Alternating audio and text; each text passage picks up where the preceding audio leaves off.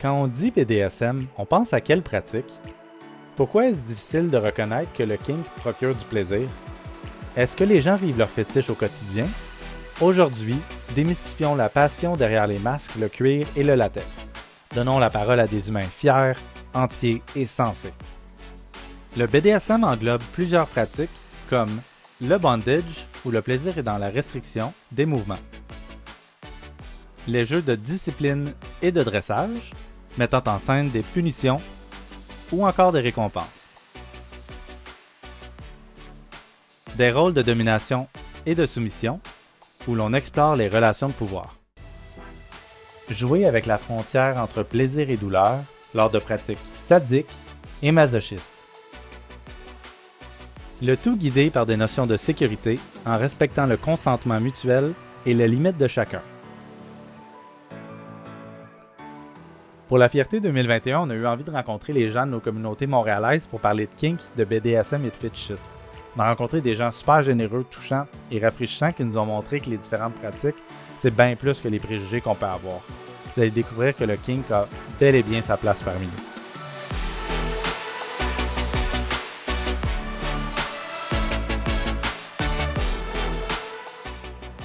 I remember a particular Canada Day growing up in Ottawa. I guess I was in my late teens. I went out on Canada Day. All of downtown was closed off, and all the cyclists had to walk their bikes. And they all had the tight spandex cycling shorts on. And for some reason, that just sparked something in me. So spandex was sort of the first inkling of kink, I guess, at an early age. Évidemment, comme tout petit jeune, on découvre avec nos baises dans un soir bien arrosé et on teste. Puis, j'aime ça. Première expérience dans la scène, vraiment, c'était il y a 1 an. Après, j'ai eu pas mal d'expériences BDSM avec des amants avant. Mais que je comprenais pas forcément comme des expériences BDSM parce que c'était vraiment des relations comme ça où on expérimentait un peu avec du kink, mais sans être non plus trop poussé. I was always interested in power dynamics, even as a kid, cops and robbers, just that imbalance of power and that power authority. Je dirais la première expérience qui a vraiment tenu ou qui a le plus marqué, c'était avec un gars à Montréal. En fait, j'avais 19 ans à l'époque. Puis, c'était une session de bandage, puis quelques autres affaires. Moi, j'ai 2 kinks qui sont restés très stables depuis l'adolescence. Le dog training, la domination maître-esclave et... Enfin, que je place ensemble avec le dog training, dans une dynamique de domination. Puis, tout ce qui entoure les tripes de chasteté. Ma première expérience BDSM a été littéralement de participer à la Pride de Montréal en ayant une cagoule de pop. Ça a été ma première expérience BDSM, puis depuis ce temps-là, ça a été une des plus belles expériences de ma vie. Jamais j'ai ressenti un petit peu cet état de libération-là.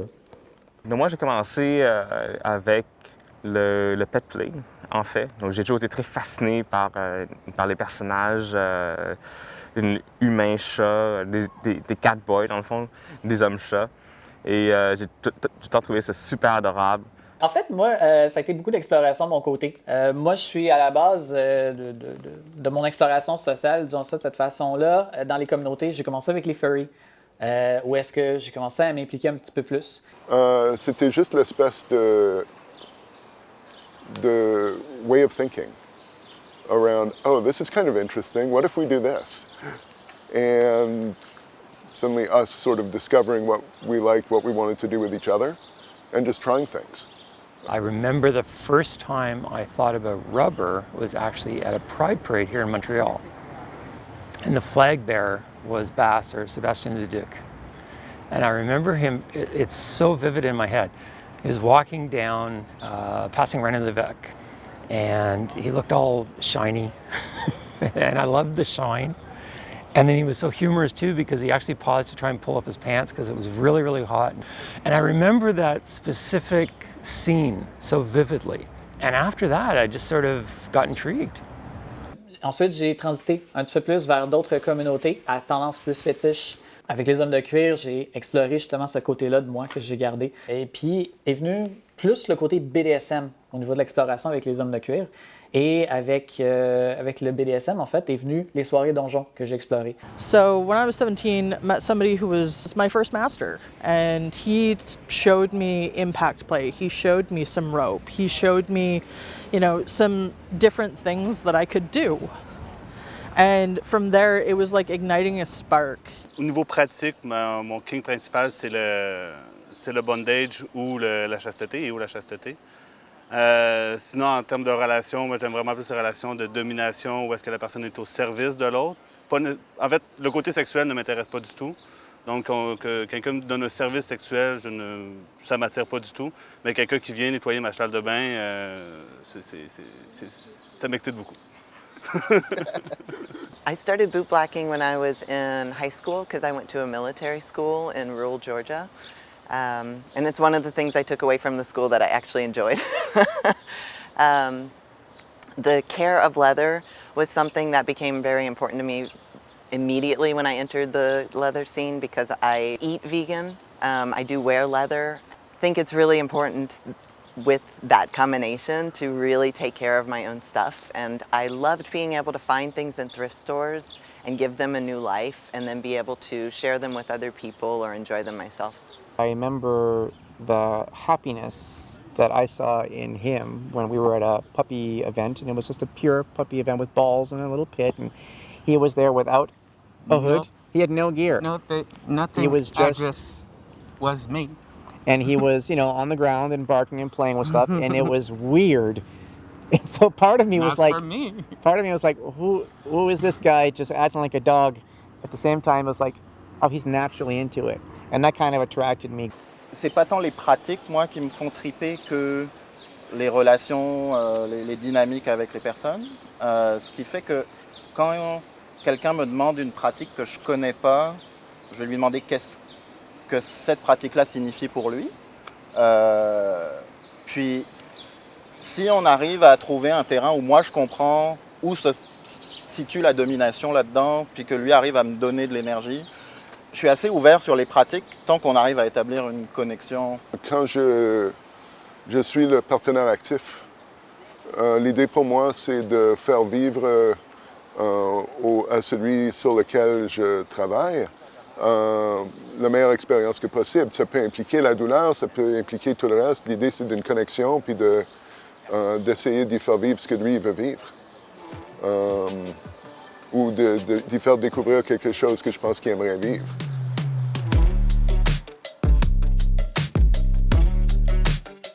Souvent, quand je parle de consentement en général dans ma pratique, je vais ramener des notions de consentement BDSM, même quand les gens ne pratiquent pas le BDSM, parce que je pense qu'on a tous des leçons à apprendre de ces communautés-là et des pratiques kinky qui mettent de l'avant le consentement d'une manière qui est inégalée dans la majorité des pratiques sexuelles mainstream. Là. Donc, le fait d'effectivement discuter d'avance qu'est-ce qu'on veut, ça ne veut pas dire qu'on s'entend minute par minute de ce qui va être fait, mais ça veut dire que minimalement, on met la table.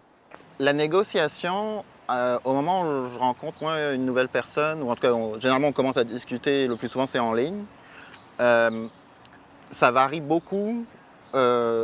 D'abord avec le degré d'expérience de l'autre personne. Il y a beaucoup de fantasmes liés à ces jeux-là, beaucoup basés sur la porn, sur Twitter et compagnie. Et donc il y a beaucoup de gens qui arrivent avec des idées préconçues de leur plan, de ce qui leur plairait, puis qui n'est pas forcément connecté avec la réalité, là, parce qu'une belle scène de 20 secondes sur Twitter, peut-être qu'ils ont passé 2h30 à la tourner pour avoir le bon angle, la bonne lumière, et que ça soit hot pendant les 20 secondes, mais dans la réalité, c'est beaucoup moins intense. Contrairement à ce que beaucoup de gens peuvent s'imaginer, parce qu'on voit les scénarios dans les films porno ou même dans les films qu'on voit Hollywood, bien, il y a toujours des scènes où c'est domination, soumission, mais il n'y a pas le prélude, il n'y a pas la conversation avant, il n'y a pas ce consentement-là avant d'embarquer dans le jeu. En tant que dominant, il y a des pratiques que je ne ferai pas. que je refuse de faire parce que je suis pas à l'aise, parce que je ne contrôle pas, parce que je ne connais pas. Pour jouer avec une personne soumise, c'est de s'assurer que cette personne-là a un consentement informé et enthousiaste. Pour moi, ce qui est important, c'est oui, j'en ai envie. Je dirais que beaucoup de monde, justement, se disent « Ah, mais tu te fais mal, c'est pas le fun, ça. » Si c'était une activité plus de flogging, par exemple, qui est plus focusée sur la douleur, je pense que pour moi, c'est la douleur amène l'adrénaline et ensuite amène l'endorphine. Donc, il y a quand même un côté hormonal qui amène cette joie. Mais en même temps, il faut qu'ils comprennent que j'ai eu la discussion avec mon partenaire, on en a jasé, on sait c'est quoi mes limites, puis il va pas juste genre se garrocher dès le début à full pin. Là, ça commence lentement, et puis l'intensité augmente tranquillement. Et il sait la limite est où aussi. Pour moi, le processus de négociation, c'est un processus qui est clair. On peut poser des questions claires et ciblées pour obtenir des réponses assez précises. Quand on est dans l'espace d'apprentissage, de drague, on reste toujours vague, on parle de pratique en général, mais on ne va jamais dans le détail d'une scène ou d'un jeu ou d'une relation qu'on veut bâtir avec quelqu'un. Quand on est dans un processus de négociation, pour moi, c'est l'opportunité de vraiment mettre les balises le plus claires et poser les questions le plus clairement possible. Puis c'est pas parce que pendant la négociation, on a parlé de quelque chose que pendant l'acte, ça peut changer. Je revalide et j'encourage tous les participants à ces pratiques de revalider constamment. I have a negotiation fetish. I think it is just the most fun thing in the world. I get to mine people for information. I then get to take those pieces and craft an experience for somebody. And to be trusted and to trust somebody to work together in that way is so intimate, whether it's with a partner I've had for years or a stranger. Le BDSM peut être strictement des pratiques qui vont servir à pimenter la vie sexuelle ou à rendre un samedi soir peut-être plus excitant que n'importe quel autre.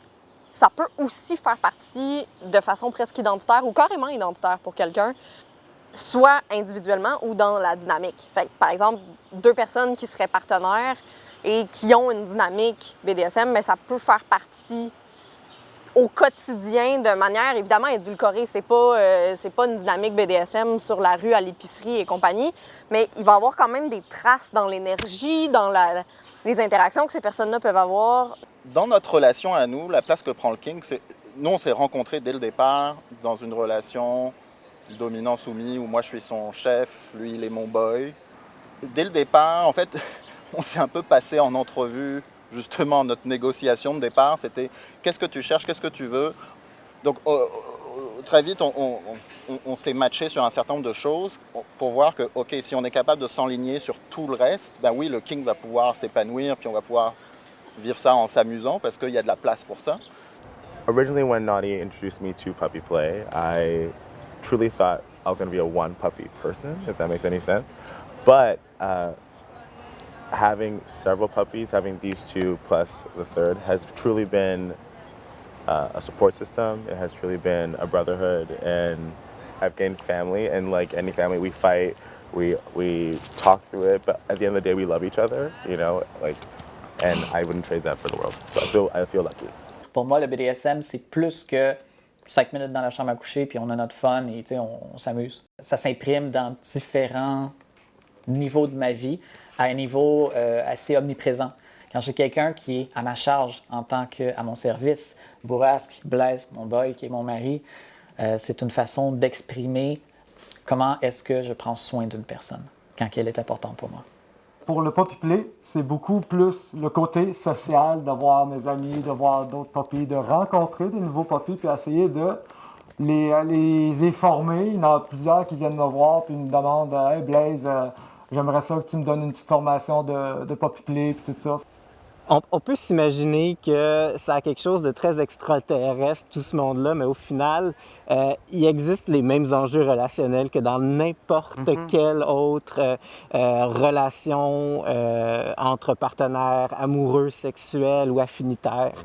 Donc, il y a des dynamiques qui se créent, des choses qui se nouent, qui se dénouent. Donc, c'est exactement, en fait, les mêmes enjeux ou les mêmes défis que lorsqu'on est dans d'autres relations, plus en humain ou en civil. Pour moi, c'est une façon très structurée de prendre soin l'un de l'autre. Et souvent, je trouve, enfin moi quand je regarde des couples hétéronormatifs, qu'ils soient hétéros ou gays ou d'autres combinaisons, mais en tout cas dans des relations, on va dire, perçues comme classiques, je trouve que souvent les rapports de pouvoir et de domination sont bien plus forts que ce qu'on a. On est assez équilibré en termes de pouvoir, en fait, dans notre vie quotidienne. Après, nous, on a des choses qui nous plaisent, nous excitent, nous font plaisir dans notre quotidien, puis on l'a intégré dans cette relation-là, puis on en est très heureux. Voilà. On se réveille en grognant ou en se jappant, en se disant un bonjour,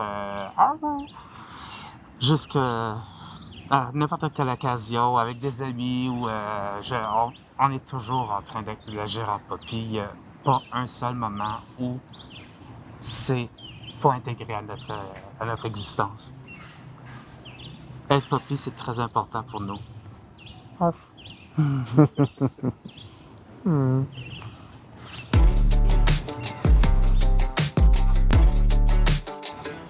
Pour une personne qui aimerait commencer à explorer le kink et potentiellement s'introduire à la communauté BDSM, il y a des munchs. Dans le fond, c'est un peu un mot qui est combiné de meet puis lunch.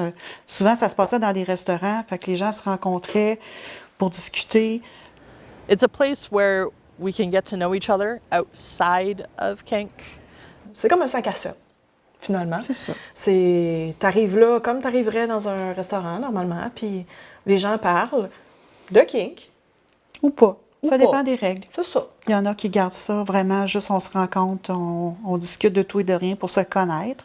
Mais c'est une opportunité de briser la glace. Donc, souvent, un souper, une opportunité pour que le monde puisse jaser et aussi explorer c'est qui ces membres-là de la communauté BDSM. Once you find a munch that you want to go to, bring a friend who's really open and you're really good friends with, somebody that you would tell your deepest, darkest fears. Great. That's somebody that you can trust. That you're not going alone, so you're not going to feel like the awkward person. Et après le souper, là, on va au donjon. Et il y a des cours, il y a des cours d'introduction qui disent genre, hey, voici le BDSM, ça marche comme ça, c'est quoi le consentement, c'est quoi les activités, comment ça marche un donjon. I suggest going to the 101 workshops, going to a taste of BDSM, because it gives you a starting point of things that you like, things that you don't like with people who are very experienced. On nous apprend la sécurité. On ne nous apprend pas juste de jouer et de frapper ou d'attacher sans penser aux conséquences de. Alors, c'est important d'avoir une éducation par rapport au BDSM et pas juste d'essayer ça par soi-même ou de suivre une vidéo porno pour essayer certaines choses. On s'entend que de la porno, que ce soit de la porno de tous les jours ou de la porno kinky, c'est plus grand que nature, c'est mis en scène, c'est pas la réalité. Fait que découvrir par ça peut être une porte d'entrée pour bien des gens considérant que c'est tabou socialement, mais c'est une porte d'entrée qui est de travers un peu. C'est une porte d'entrée qui induit une vision un petit peu décalée de ce que c'est réellement. Après, pour des gens qui seraient intéressés à explorer, bien, l'exploration avec des gens, c'est probablement la meilleure chose à faire. Puis quand je parle d'avec des gens, je parle pas juste deux personnes ensemble qui décident d'explorer, mais de se faire soutenir par des gens qui ont plus d'expérience dans certaines pratiques parce que ça demeure des pratiques quand même assez risquées pour la plupart. Donc, d'avoir des gens qui ont déjà de l'expérience, ça peut permettre d'éviter bien des erreurs qui sont évitables, puis qui peuvent permettre d'avoir une exploration un petit peu plus smooth, un petit peu plus agréable, puis plus sécuritaire.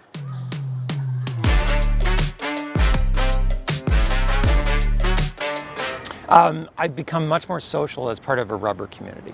Getting to know other people into kink, into rubber, really has allowed me to expand my social skills. I consider myself a little bit of an introvert, mostly an introvert really, but I find that I am dependent on that social relationship that I have with so many friends that I now have, only because of the kink community.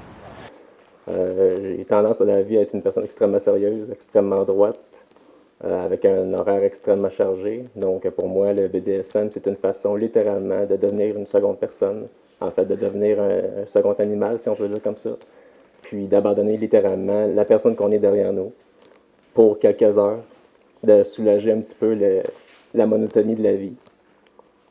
Puis de se faire du plaisir en même temps avec ça, de découvrir un petit peu ce qui nous titille un petit peu, puis ce qu'on n'a jamais pensé développer au courant de notre vie. Je suis habillé en poney présentement, mais est-ce que j'aurais pensé ça auparavant?